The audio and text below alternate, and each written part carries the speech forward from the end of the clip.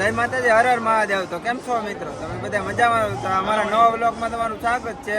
તો જો આજે આપણે બજરંગદાસ બાપાની 48મી પુણ્યતિથિ છે, તો આજે આપણે દર્શન કરવા પૂકી ગયા ને તમને પણ દર્શન કરાવવાના છે। તો આપણે અત્યારે મંદિરે પૂકી ગયા છે ને અત્યારે આપણે લાઇટ ડેકોરેશન બતાવવાનું છે તમને, ને અત્યારે માવડીઓ ધૂન લે છે એ પણ તમને બતાવશું। તો ચાલો દર્શન કરી આવી ને ચેનલમાં નવા હોય તો લાઈક, કોમેન્ટ, સબસ્ક્રાઇબ કરવાનું ભૂલતા નહીં મિત્રો, ને ચેનલમાં સબસ્ક્રાઇબ કરી દેજો। તો ચાલો દર્શન કરી આવીએ। નિઃશુલ્ક વ્યવસ્થાનો લાભ લઈ આપણા આશ્રમને સ્વચ્છ અને સુંદર બનાવવામાં સહભાગી થઈશું। બાપા સીતારામ। બાપા સીતારામ।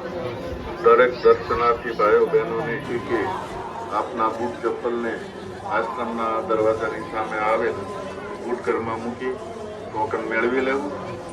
આ નિઃશુલ્ક અને સુંદર બનાવવામાં સહભાગી થઈશું। બાપા સીતારામ। બાપા સીતારામને આશ્રમના દરવાજાની સામે આવેલ બૂટ ઘરમાં મૂકી ટોકન મેળવી લેવું। આ નિઃશુલ્ક વ્યવસ્થા આપણા સુંદર બનાવવામાં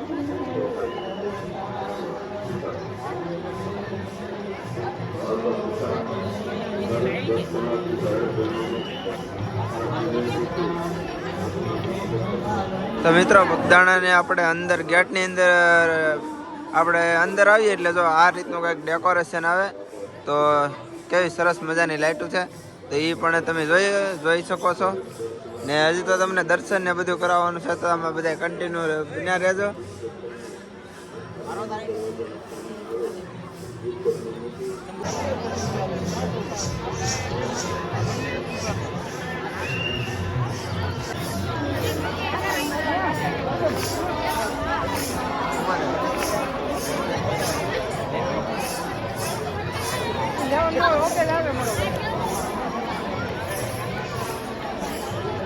આપણે કોક છે જમતા કરો ને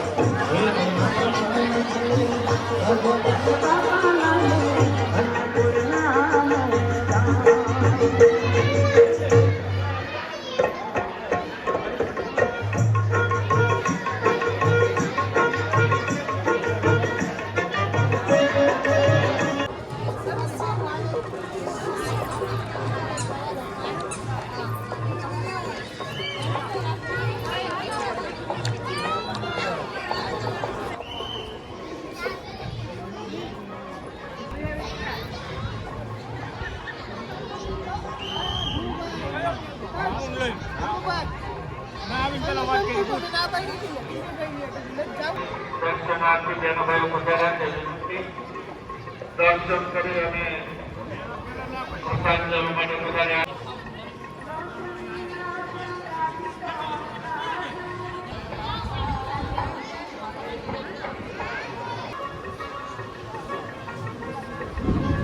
પરમ પૂજ્ય સંત શ્રી બજરંગદાસ બાપાના ધ્યાન મંદિરના દર્શન કરાવો।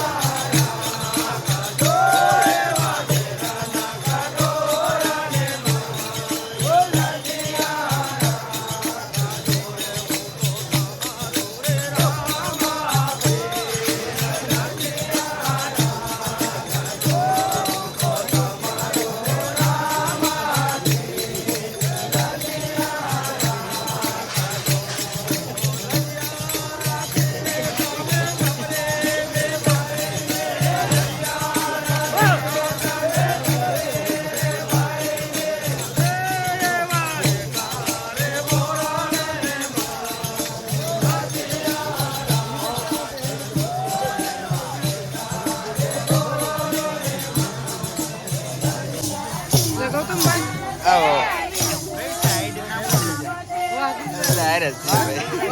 ગુજરાતી ગૌતમ 11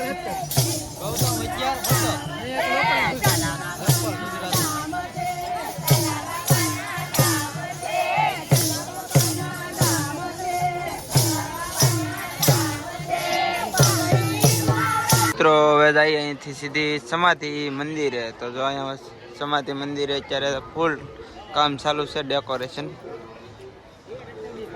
ફૂલનું ને એવું કામ ચાલુ છે અત્યારે.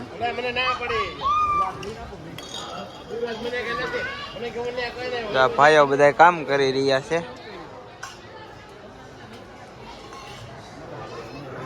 અહીંથી તમને દર્શન કરાવી દઉં.